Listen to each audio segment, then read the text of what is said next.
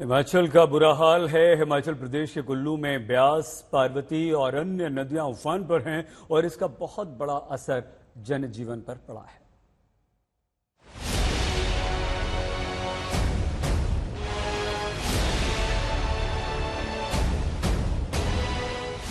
कुल्लू के लिए व्यास नदी वरदान है, लेकिन मॉनसूनी आफत टूटी तो उसी व्यास नदी का पानी तूफानी हो गया।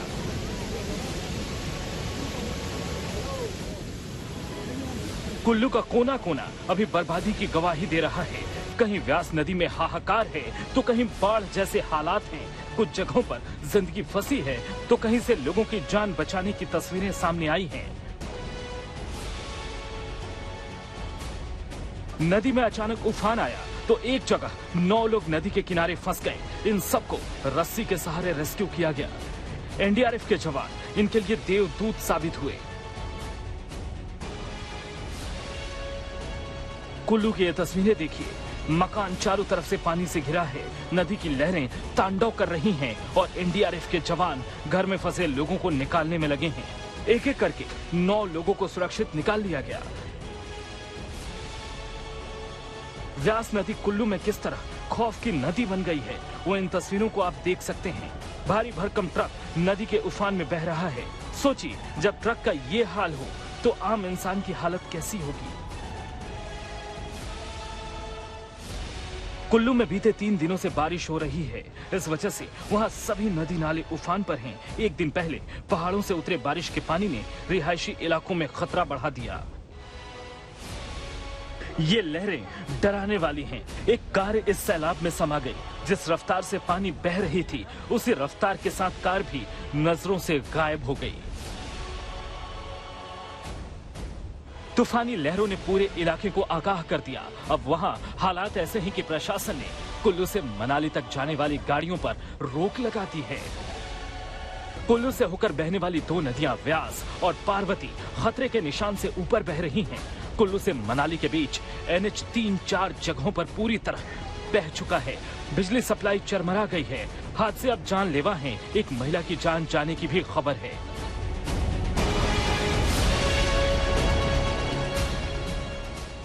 एक महिला की दबने से मौत हुई। उसके अलावा 4 लोग हैं जिनके बहने की सूचना है, जिसमें से एक लोकल शांगरी बाग से घटना सामने आई है, जिसमें जो पर्सन है उनको भी आइडेंटिफाई किया गया है, वो लोकल हैं यहाँ के। ये कुदरती संकट गंभीर है। फिलहाल पूरे हिमाचल में मौसम का अलर्ट है। ऐसे में जरूरत सावधानी की है। कुल्लू से मनविंदर अरोड़ा के साथ आज तक ब्यूरो।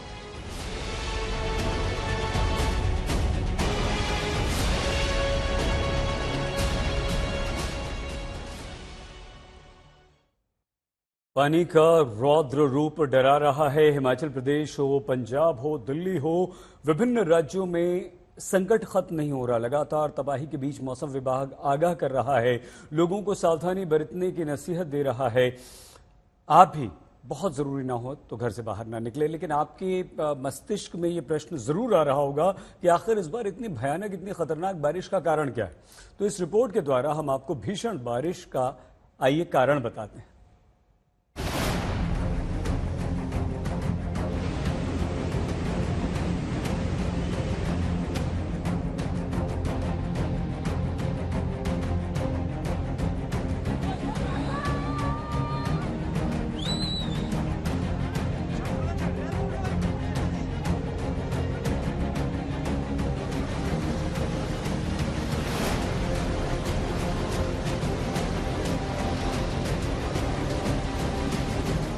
हिमाचल में बारिश ने सारी हदें तोड़ दी।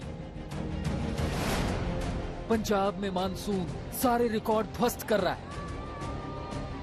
दिल्ली में बारिश ने 41 साल का रिकॉर्ड तोड़ दिया।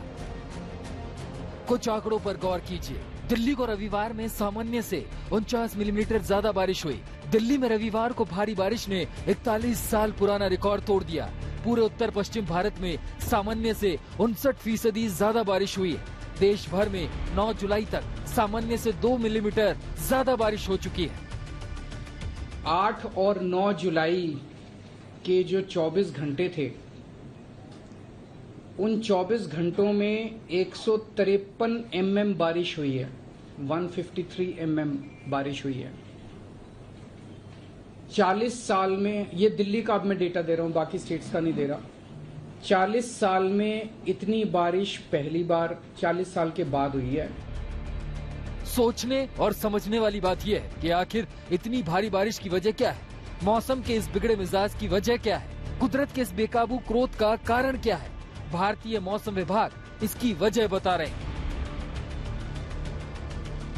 मानसून और पश्चिमी विक्षोभ का संगम, दोनों के आमने सामने होने का नतीजा है भारी बारिश। 2013 में 2 वेदर सिस्टम साथ आए थे। 2 वेदर सिस्टम साथ होने से ही केदारनाथ में तबाही आई थी। एक western disturbance north west India के ऊपर मूव कर रहा है। At the same time the monsoon current अभी स्ट्रांग स्थिति में है, एक्टिव स्थिति में है।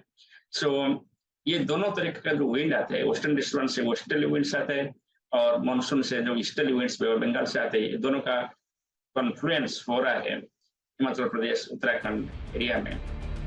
जो उत्तराखंड में 2013 में हुआ था, वो हिमाचल प्रदेश में 2023 में हो रहा है। गनीमत है कि अभी तक केदारनाथ जैसी तबाही नहीं देखी गई है और हिमाचल से खतरा धीरे धीरे कम भी हो रहा है। लेकिन अगली बारी उत्तराखंड की हो सकती है। उत्तराखंड के बाद बारिश का सिलसिला यूपी और बिहार की तरफ शिफ्ट कर सकता है। इसीलिए फिलहाल सतर्क रहने की जरूरत है। आज तक ब्यूरो।